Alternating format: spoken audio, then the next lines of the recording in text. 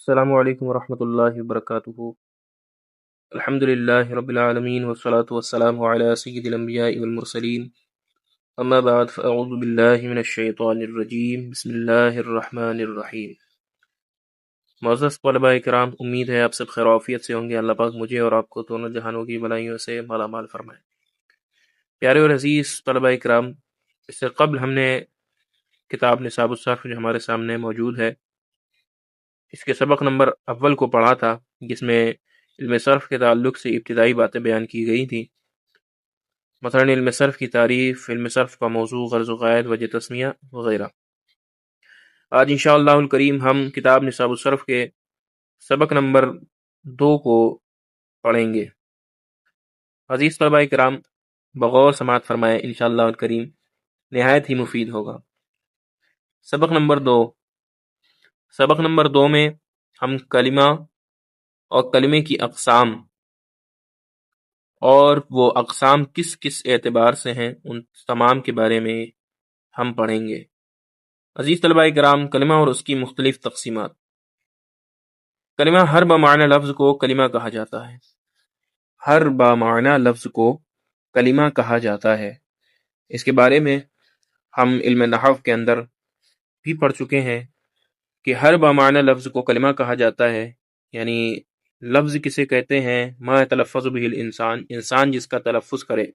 اور لفظ کسے کہتے ہیں؟ تو لفظ الصوت الخارج من فم الانسان تحقیقاً و تقدیراً، یہ لفظ کی تعریف ہے۔ لفظ یعنی وہ آواز جو انسان کے منہ سے نکلے، اسے لفظ کہتے ہیں۔ اور اگر وہ لفظ اپنا کچھ نہ کچھ معنی رکھتا ہے، اس لفظ کو کلمہ کہتے ہیں، اس لفظ کو موضوع کہتے ہیں۔ اور موضوع کی 2 اقسام ہیں۔ موضوع لفظ کی 2 قسمیں ہیں۔ موضوع یعنی ہر وہ لفظ جو اپنا کوئی نہ کوئی معنی رکھتا ہو، اسے موضوع کہتے ہیں۔ اور موضوع لفظ کی 2 قسمیں ہیں، مفرد اور مرکب۔ مفرد ہی کو کلمہ بھی کہا جاتا ہے۔ مفرد کسے کہتے ہیں؟ اکیلے موضوع لفظ کو مفرد کہا جاتا ہے، اور اسی مفرد کو کلمہ بھی کہتے ہیں۔ اکیلا ہو، موضوع لفظ ہو، یعنی اپنا کوئی نہ کوئی لفظ معنی رکھتا ہو، تو اس کو کلمہ کہتے ہیں۔ لہذا علم صرف کے اندر اس کو یوں بیان کرتے ہیں، ہر بمعنی لفظ کو کلمہ کہا جاتا ہے۔ ہر وہ لفظ جو اپنا کوئی نہ کوئی معنی رکھتا ہو، اسے کلمہ کہا جاتا ہے۔ جیسے رجل، طفل وغیرہ۔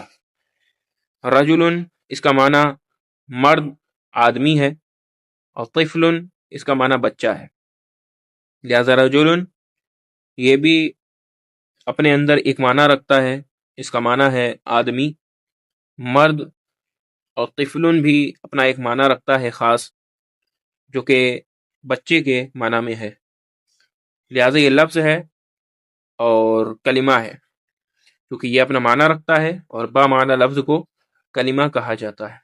اب ہم کلمے کی تقسیم کاری کرتے ہیں کہ کلمے کی کتنی اقسام ہیں۔ پیارے اور عزیز طلباء کرام، کلمے کی 3 اقسام ہیں۔ کلمے کے بارے میں ہم پڑھ چکے کہ ہر با معنی لفظ کو کلمہ کہتے ہیں۔ اب اسی کلمہ یعنی با معنی لفظ کی تقسیم کاری کر رہے ہیں کہ جس لفظ کا کوئی نہ کوئی معنی ہو، جو اپنا معنی بتائے، اس کی 3 قسمیں ہیں۔ فرماتے ہیں کلمے کی 3 اقسام، اسم، فعل، حرف کو 6 اقسام کہا جاتا ہے۔ کلمے کی 3 اقسام، اسم، فعل اور حرف کو 6 اقسام کہا جاتا ہے۔ اب اسم کسے کہتے ہیں، اس کو بھی انشاءاللہ آگے بیان کریں گے۔ 6 اقسام سمجھیے کہ 6 اقسام، اگر آپ سے سوال کیا جائے کہ 6 اقسام کسے کہتے ہیں، 6 اقسام کیا ہے، تو آپ جواب دیں گے کہ کلمے کی 3 اقسام، اسم، فعل اور حرف کو 6 اقسام یعنی کہ 3 اقسام کہتے ہیں۔ 6 اقسام کسے کہتے ہیں؟ 6 یعنی 6۔ کلمے کی 6 اقسام، ثلاثی مجرد، ثلاثی مزید فی، رباعی مجرد، رباعی مزید فی، خماسی مجرد، خماسی مزید فی، ان کو 6 اقسام کہا جاتا ہے۔ ان سب کا بیان، جو کلمے کی 6 اقسام جو گنائی گئی ہیں، ان سب کا بیان انشاءاللہ الکریم مفصل آگے ہوگا۔ یہاں پر آپ اتنا سمجھیے کہ 6 اقسام کلمے کی 6 اقسام کو 6 اقسام کہا جاتا ہے، اور وہ کیا ہیں؟ ثلاثی مجرد، ثلاثی مزید فی 2، رباعی مجرد، رباعی مزید فی 4، خماسی مجرد، خماسی مزید فی 6۔ تو یہ کل 6 اقسام ہیں۔ کلمے کی انہی 6 اقسام کو 6 اقسام کہا جاتا ہے۔ 7 اقسام، کلمے کی 7 اقسام، کلمے کی 7 اقسام کو 7 اقسام کہا جاتا ہے، اور وہ کون کون سے ہیں؟ صحیح 1، محموس 2، مضاعف 3، مثال 4، اجوف 5، ناقص 6 اور لفیف 7۔ انہی کو 7 اقسام سے موسوم کیا جاتا ہے، یعنی 7 اقسام کہا جاتا ہے۔ صحیح، محموز، مضاعف، مثال، اجوف، ناقص، لفیف، ان سب کا بیان انشاءاللہ مفصل آئے گا، اس میں انشاءاللہ اس کی وضاحت ہوگی۔ یہاں پر صرف اتنا سمجھیں کہ کلمے کی 7 اقسام، صحیح، محمود، مضاعف، مثال، اجوف، ناقص، لفیف کو 7 اقسام کہا جاتا ہے۔ اب جو کلمے کی سب سے پہلے تقسیم کاری کی کہ کلمے کی 3 اقسام اسم، فعل، حرف ہیں، تو اب انہی کو تفصیل کے ساتھ بیان کرتے ہیں۔ فرماتے ہیں 6 اقسام۔ 6 اقسام کیا ہیں؟ فرماتے ہیں کہ اس سے مراد کلمے کی وہ 3 قسمیں ہیں جو اپنے معنی پر مستقلاً دلالت کرنے یا نہ کرنے کے اعتبار سے بنتی ہیں۔ وہ 3 اقسام، وہ 3 قسمیں، کلمے کی وہ 3 قسمیں جو اپنے معنی پر مستقلاً دلالت کرنے یا نہ کرنے کے اعتبار سے بنتی ہیں۔ اپنے معنی پر مستقل دلالت کرنے کا مطلب یہ ہے کہ کوئی لفظ ہو اور وہ مفرد ہو، موضوع لفظ سے مفرد ہو، یعنی کہ موضوع ہو، یعنی اس کا کوئی نہ کوئی معنی بنتا ہو، لفظ جو ہے وہ موضوع ہو، اس کا کوئی نہ کوئی معنی بنتا ہو، موضوع لفظ ہی اس کو کہتے ہیں، لفظ موضوع اسی لفظ کو کہتے ہیں جو کہ اپنے اندر کوئی نہ کوئی معنی رکھتا ہو۔ تو موضوع لفظ ہو اور وہ مفرد ہو، یعنی کلمہ ہو، اور وہ اپنا معنی خود سے بتائے، وہ اپنا معنی بتانے میں کسی دوسرے کا محتاج نہ ہو، جیسا کہ پیچھے بیان ہوا رجل، رجل، رجل، دیکھیں یہ مستقل اپنا معنی بتا رہا ہے، یہ اپنا معنی بتانے میں کسی کا محتاج نہیں، کسی دوسرے کا آگے پیچھے محتاج نہیں کہ یہ کسی دوسرے کے ساتھ ملے جب یہ اپنا معنی بتا، بلکہ تنے تنہا بھی کہیں اگر یہ رجل لکھا دکھے گا تو ہم اس کا معنی سمجھ جائیں گے کہ اس کا معنی مرد ہوتا ہے۔ یہ ضروری نہیں کہ یہ کسی دوسرے کے ساتھ ملے اور جب ہی ہمیں اس کا معنی سمجھ میں آئے، لہذا اس کا معنی جو ہے ہمیں مستقلاً دلالت یہ اپنے معنی پر کر رہا ہے، لہذا یہ 6 اقسام کی ایک قسم اسم ہوا۔ تو یہی فرماتے ہیں اس سے مراد کلمے کی وہ 3 قسمیں ہیں جو اپنے معنی پر مستقلاً دلالت کرنے یا نہ کرنے کے اعتبار سے بنتی ہیں، یعنی اسم، فعل اور حرف۔ اب اسم کسے کہتے ہیں؟ تو آپ فرماتے ہیں کہ اسم جو ہے یہ اسم کے بارے میں بیان کریں گے کہ اسم کسے کہتے ہیں۔ تو اسم کسے کہتے ہیں؟ اسم وہ کلمہ جو دوسرے کلمے سے ملے بغیر اپنے معنی پر دلالت کرے اور اس کا معنی کسی زمانے یعنی ماضی، حال یا مستقبل سے ملا ہوا نہ ہو۔ اسم کسے کہتے ہیں؟ اسم وہ کلمہ کی وضاحت بار بار اس لیے کر رہا ہوں تاکہ آپ کو شبہ نہ ہو، آپ جو ہے کسی عبارت میں پھنسے نہ، آپ کے اچھے سے ذہن نشین ہو جائے کہ کلمہ جو ہے وہ لفظ موضوع جو کہ مفرد ہو، اکیلے موضوع لفظ کو مفرد کہتے ہیں اور مفرد ہی کو کلمہ بھی کہا جاتا ہے۔ موضوع لفظ کا مطلب لفظ وہ جو انسان کے منہ سے نکلے، جسے انسان بولے، اور موضوع وہ جو کوئی نہ کوئی معنی رکھتا ہو، جو اپنے اندر کوئی نہ کوئی معنی رکھتا ہو، اس لفظ کو موضوع لفظ کہتے ہیں۔ پھر اگر وہ لفظ اکیلا ہوگا اس کو مفرد یا کلمہ کہیں گے، اگر وہ کئی چیزوں کا مجموعہ ہوگا، کئی کلمات پر مشتمل ہوگا تو اس کو جو ہے مرکب کہیں گے۔ اب اسم کی وضاحت یوں ہے، وہ کلمہ جو دوسرے کلمے سے ملے بغیر اپنے معنی پر دلالت کرے۔ اسم جو ہے وہ کلمہ ہوگا، یعنی اکیلا موضوع لفظ ہوگا، اور وہ اپنا معنی بتانے میں کسی دوسرے کا محتاج نہیں ہوگا، وہ خود بخود اپنا معنی بتائے گا، جیسے کہ رجلن، جیسے کہ ابھی مثال دی میں نے۔ تو دیکھیے رجلن یہ اسم ہے اور یہ اس کا معنی ہے مرد، اور یہ اپنا معنی بتانے میں مستقل ہے، یعنی کہ اپنا معنی بتانے میں کسی دوسرے کا محتاج نہیں ہے، یہ خود بخود اپنا معنی بتا دیتا ہے۔ کوئی شخص اس کو دیکھتا ہے، پڑھنے والا اس کو دیکھتا ہے کہ یہاں پر رجل لکھا ہے، تو رجل کو دیکھتے ہی سمجھ جاتا ہے کہ اس کا معنی جو ہے وہ مرد ہوتا ہے۔ نہ آگے دیکھے نہ پیچھے دیکھے، کسی کتاب میں لکھا ہو، اب اس کتاب میں پوری لائن لکھی ہو، لائن کے بیچوں بیچ میں رجل لکھا ہو، تو اب وہ پوری لائن کو پڑھے گا اور رجل کو پڑھے گا۔ پھر جب اس کی نگاہ رجل پر پڑے گی، چاہے وہ آگے والی لائن کے آگے کا حصہ رجل سے جو آگے لکھا ہوگا اس کو پڑھے یا نہ پڑھے، رجل سے پیچھے لکھی گئی عبارت کو پڑھے یا نہ پڑھے، لہذا اس کو جو ہے معنی پورا مکمل طور پر رجل کا سمجھ میں آ جائے گا کہ رجل سے مراد مرد یا آدمی ہوا کرتا ہے۔ لہذا اسی کو کہتے ہیں کہ اپنے معنی کو بیان کرنے میں دوسرے کا محتاج نہ ہونا۔ وہ کلمہ جو دوسرے کلمے سے ملے بغیر اپنے معنی پر دلالت کرے اور اس کا معنی کسی زمانے، ماضی، حال یا مستقبل سے ملا ہوا نہ ہو، جیسے زیدن۔ تو دیکھیے زیدن جو ہے، زیدن سے پہلے کچھ ہو یا نہ ہو، زیدن کے بعد کچھ ہو نہ ہو، یہ مستقل اپنا معنی بتائے گا، یعنی اپنا معنی بتانے میں کسی دوسرے کا محتاج نہیں ہوگا۔ مزید اس کے اندر تینوں زمانوں میں سے کوئی بھی زمانہ نہیں پایا جا رہا، نہ تو زید سے ہمیں گزشتہ زمانے کا علم ہو رہا ہے، نہ ہی موجودہ زمانے کا، نہ ہی آنے والے زمانے کا، لہذا یہ اسم ہے۔ اسی طرح ضارب، مارنے والا، مارنے والا، اب نہ تو اس سے ماضی کا پتہ چل رہا ہے، نہ حال کا، نہ مستقبل کا، اور یہ اپنا معنی بتانے میں مستقل بھی ہے۔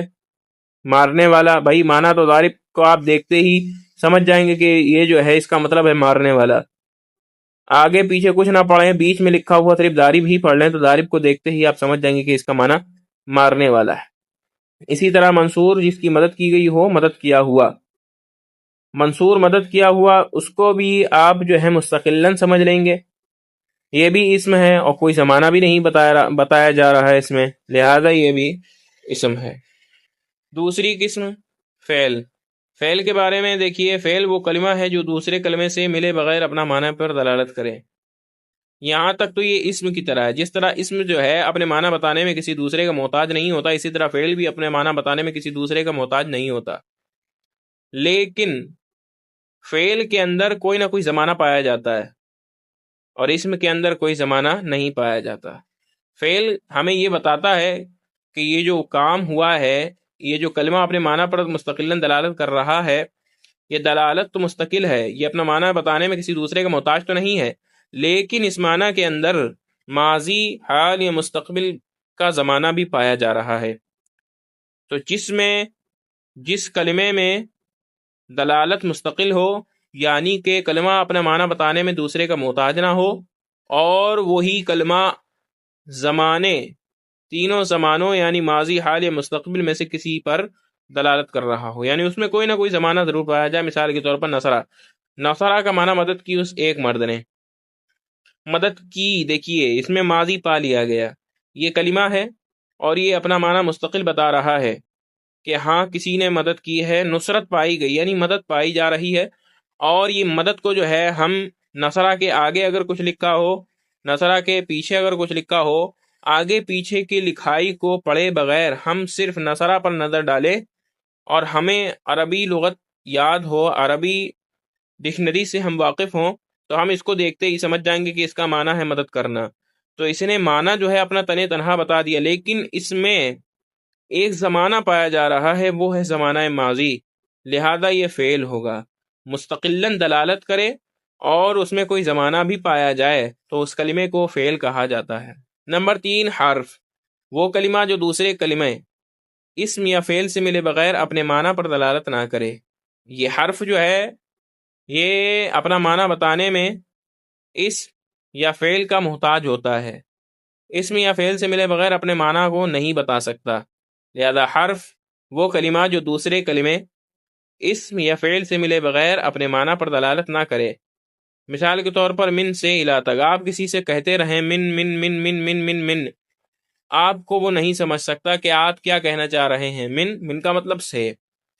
آپ سے کوئی سوال کرے کہ آپ کہاں سے، آپ کو اگر کوئی پوچھے آپ کہاں سے آ رہے ہیں، آپ اس سے کہیں مثلاً سے سے سے، وہ پوچھے گا کہ کہاں سے، بھائی سوال ہے کہ کہاں سے آ رہے ہیں، اور سے کی جو عربی ہے وہ من ہے، تو آپ اس سے من من من من یعنی سے کہتے رہیں گے، اس کے بعد سمجھ میں نہیں آئے گی جب تک کہ آپ یہ نہ کہہ دیں، جب تک کہ آپ من کو کسی اسم سے ملا نہ دیں. جیسے من المسجد، میں مسجد سے آ رہا ہوں، میں مسجد سے آ رہا ہوں. مثلا آپ سے کوئی سوال کرے من اینا تجی، آپ کہاں سے آ رہے ہیں، آپ کہاں سے آ رہے ہیں، تو آپ کہہ سکتے ہیں من المسجد. تو جب تک من المسجد یعنی مسجد جو کہ اسم ہے، اس کے ساتھ جب تک آپ من نہیں لگائیں گے، اس وقت تک من اپنا معنی نہیں بتائے گا.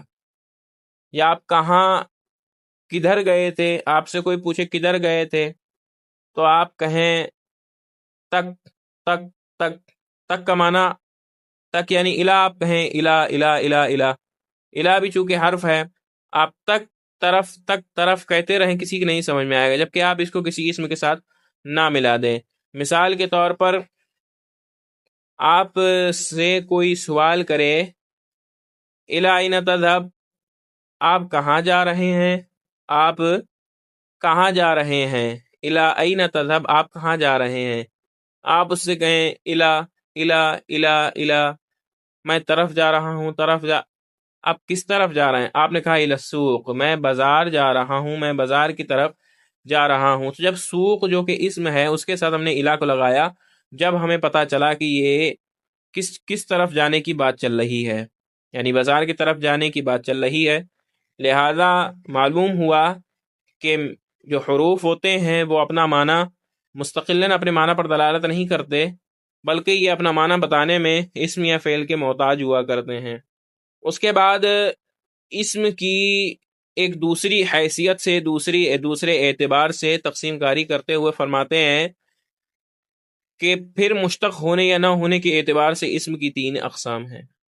اسم سے دوسری چیزیں پیدا ہونے یا نہ ہونے کے اعتبار سے، یعنی کچھ پیدا ہونے، مشتق یعنی نکلنے، پیدا ہونے، بننے کے اعتبار سے اسم کی 3 قسمیں ہیں. یعنی اسم سے کچھ بنے گا یا نہیں بنے گا، اسم سے کچھ نکلے گا یا نہیں نکلے گا، یا اسم کسی سے نکلا ہے یا نہیں نکلا ہے. تو اس اعتبار سے اسم کی 3 اقسام ہیں. نمبر 1 مصدر کے بارے میں بتاتے ہیں، وہ اسم جس سے دوسرے کلمات مشتق یعنی بنتے ہو اور وہ خود کسی سے مشتق نہ ہو اور اس کے اردو ترجمے میں نہ آتا ہے. اس کو اس مثال سے سمجھیں. مثال کے طور پر انسانوں کے لیے حضرت آدم علیہ السلام مصدر ہیں، کیونکہ وہ ماں باپ سے پیدا نہیں، ان کے ماں باپ نہیں تھے، وہ کسی سے پیدا نہیں ہوئے، لیکن ان سے تمام نسل انسانی پیدا ہوئی، نسل انسانی انہی سے چلی، لیکن وہ کسی کی نسل سے نہیں. تمام عالم اسلام میں، تمام عالم میں جو بھی انسان ہیں وہ تمام کے تمام حضرت آدم علیہ السلام کی اولاد ہیں، آپ ہی سے سب پیدا ہیں. تو حضرت آدم علیہ السلام مصدر ہوئے.